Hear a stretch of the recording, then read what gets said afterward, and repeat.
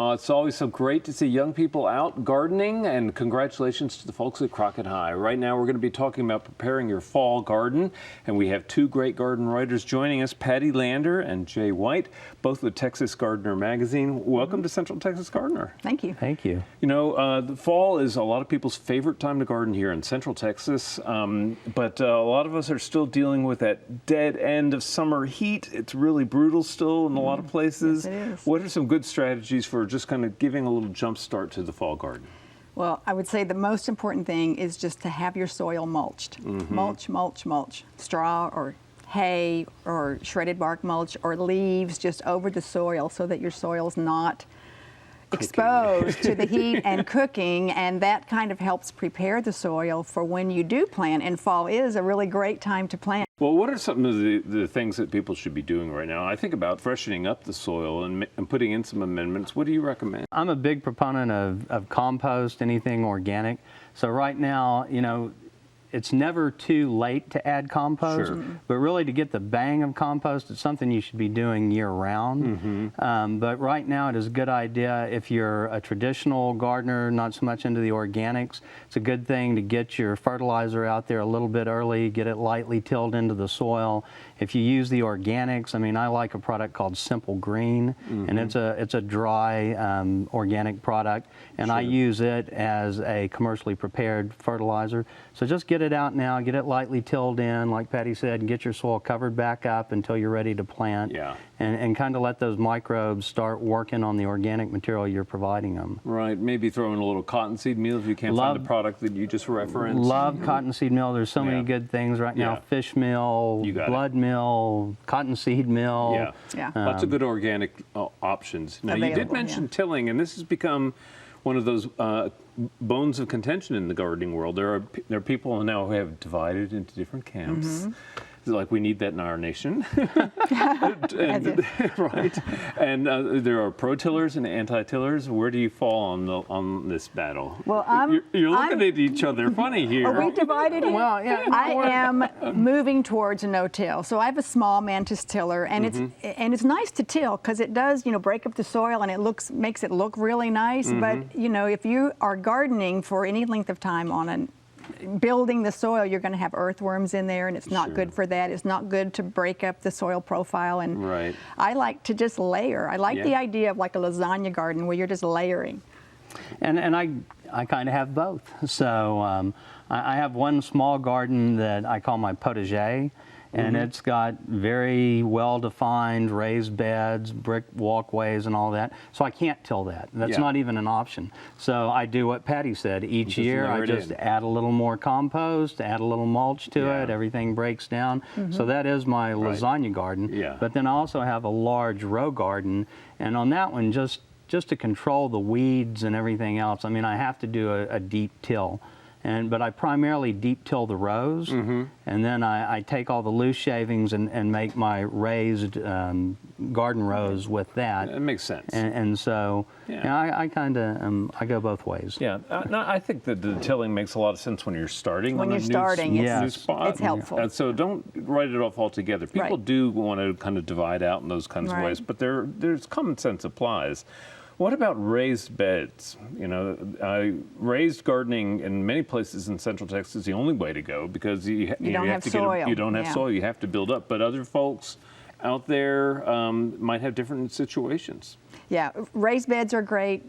Pots are great, especially going into fall, because in fall it's much easier to get things going because the weather will be cooler and it's just a better time to do it. So I recommend pots in the fall. And as far as raised beds, and there's a lot of different things that you can use to contain the soil. You don't even have to have a border. It could just be soil that you've brought in and kind of built up, and you're planting in that. But as long as it's raised up about 6 or 8 inches, that's enough for most of the vegetable roots to grow, take root. You know, when I think about growing veggies in containers, I think about big pots. Is that right? I mean, you really need something of heft and substance. I'm thinking at least a 16 or an 18-inch pot. Yeah, big pots. I would say at least a 5-gallon pot is a good size to start with, or even bigger. And it doesn't have, you know, when we say pot, it can be any kind of container. It could be a plastic bucket. I use these galvanized, you know, bushel baskets, anything that's got drainage and, you know, holes punched in it for drainage.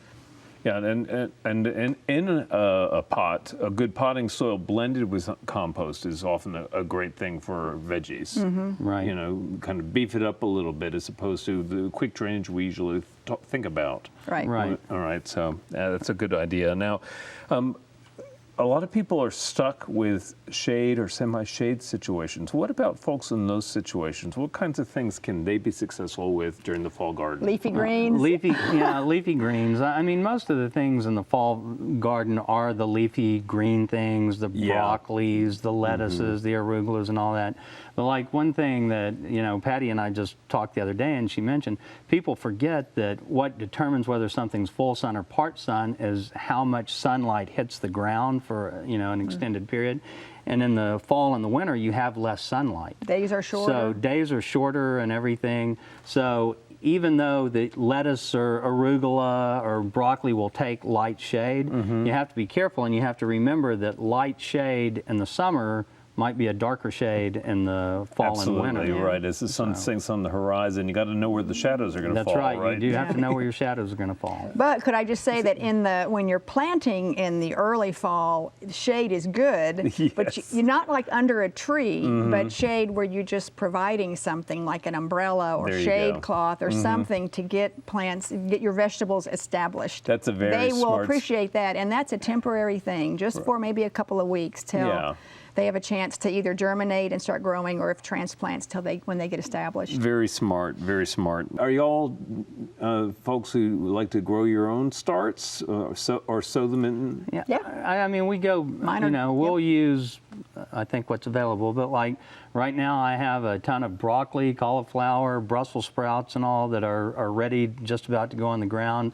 I started those back at the end of July, 1st of August, and so I do like to grow my own transplants, but I know that's not practical for everybody. Sure. And a lot of the things that we grow in the fall, the broccolis, the cauliflowers, and all of that, they really do well from transplants. They're fairly inexpensive. Yeah. Transplants are preferable because they're quicker. You don't want to plant from seed for those kinds of... You can't really put a broccoli seed out when it's 106 degrees and expect that you're going to get it up. It takes too long anyway. Right, and a lot of people are pressed for time, and some folks who are listening might be late in their regions. So buying a start is always a great option for people. And one of my favorite things to grow in the fall and winter are onions. And I mean, I really don't know anybody that grows onions from seeds. Everybody buys, sets. Seeds, Right. So there's no shame in not growing your own starts. Right.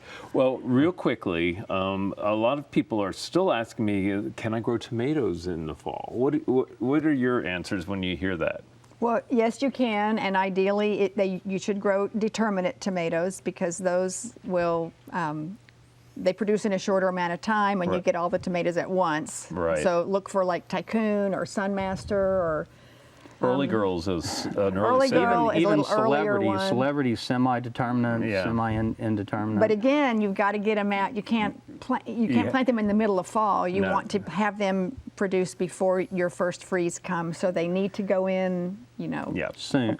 Well, like in August. They really should go in August. In the Central Texas area, they have their feet in the ground before Otherwise, September, think about getting them out next spring. Right. Well, okay. So we've been talking about some varieties here, and everybody loves particular producers and has favorite varieties. We've talked about some of the leafy crops, broccolis, kales, things like that. Let's share some of your favorite varieties among the leafy greens.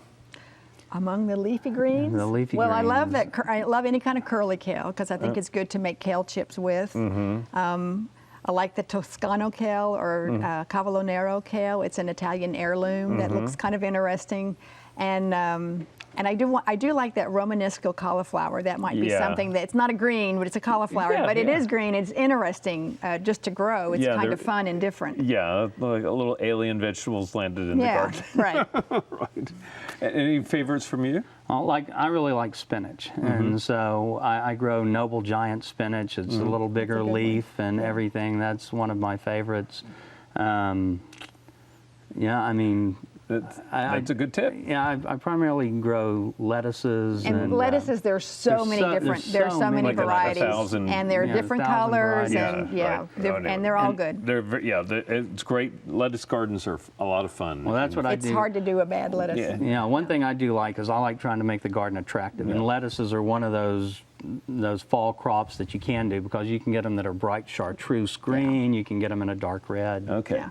Real briefly, we want to give a shout out to the Garden Guide for this area. This has been recently updated. Thanks, Kurt. Recently updated by the Travis County Master Gardeners. Right. It's a month-to-month guide, so it's a great way to just follow what it says in the month. Okay. Well, guys, it's been a lot of fun. I know you all have gotten some folks off to a great start. Thanks for being on Central Texas Gardener. And coming up next, it's our friend Daphne.